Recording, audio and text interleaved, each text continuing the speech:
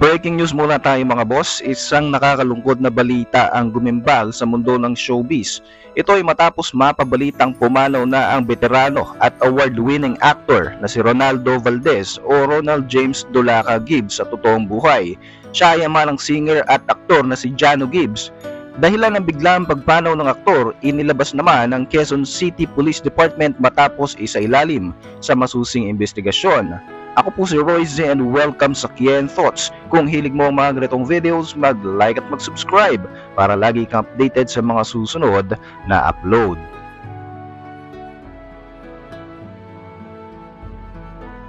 Nabigla ang industriya ng entertainment business nang ibalita kagabi, December 17, 2023, na pumanaw na ang aktor na si Ronaldo Valdez sa edad na 77 years old. Kinumpirma ito ng kanyang malalapit na mga kaibigan at mga kamag-anak. Siya ay ama ng veteranong aktor na si Jano Gibbs at Melissa Gibbs. Nakilala rin ang veteranong aktor sa mga magagandang pelikula katulad ng Seven Sundays at Loving Someone. Nabigla ang marami matapos marinig ang balitang ito sa pagpanaw ng artista na halos 6 na dekadang nagbigay sa atin ng hindi malilimutang mga pagganap. Unang nadiskubre ni Dolphy ang talento ng aktor na ito noong mid-1960s at nagsimula ang kanyang kasikatan sa pagpasok nga ng dekada 70. Ito ay sa kanyang mga pagganap bilang father roles at minsan ay mga kontrabida. At nakilala rin si Ronaldo Valdez bilang the first Filipino Colonel Sanders para naman sa KFC. Nagluluksa naman ang showbiz industry sa malungkot na balitang ito. Gayon din ang pamilya ng veteranong aktor dahil nga hindi na nila makakasama ang kanilang mahal sa buhay lalo pat sasapit na ang Kapaskuhan.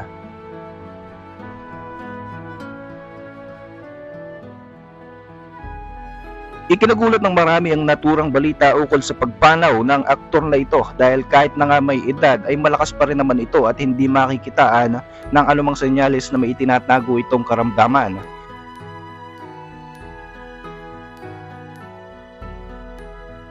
Sa ulat naman ng Quezon City Police District ngayong araw, December 18, 2023, sinasabing nagpakamatay o tinapos ng aktor ang kanyang sariling buhay.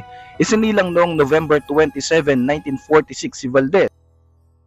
Ayon sa report ng QCPD, tila sumasailalim sa depresyon ng aktor dahil na rin sa pagsailalim nito sa isang operasyon para sa sakit na prostate cancer noong December 2022 sa Cardinal Santos Hospital. Unang natagpuan ng kanyang driver na si Angelito Clarit ang dugo ang katawan ni Ronaldo Valdez sa kanyang upuan habang hawak pa nito sa kanyang kamay ang isang baril sa loob mismo ng kanyang kwarto sa Unit 25 Casa Nueva Homes, number 15 Manga Street, Barangay Mariana, New Manila sa Quezon City noong tanghali ng araw ng Linggo.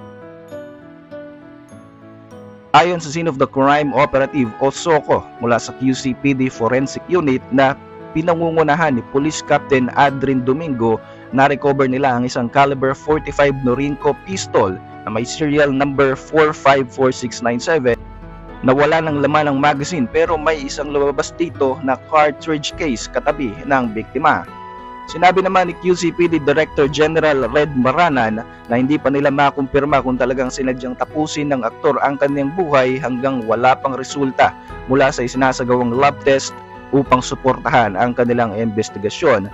Ayon sa kanya ay may hinihintay pa silang resulta ng lab exam mula naman sa SOCO.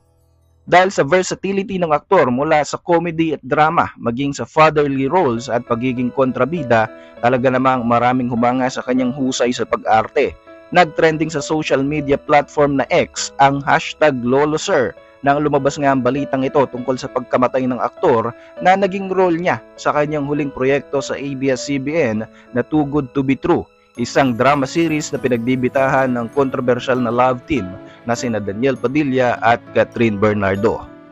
Para sa inyong reaksyon, mag-iwan lang ng komento sa ibaba ng video na ito. At para manatiling updated sa ating mga susunod na upload, siguruhing mag-subscribe. I-like mo na rin ang ating mga videos bilang suporta. Muli, ako po si Royce at maraming salamat sa patuloy na pagsubaybay sa ating channel.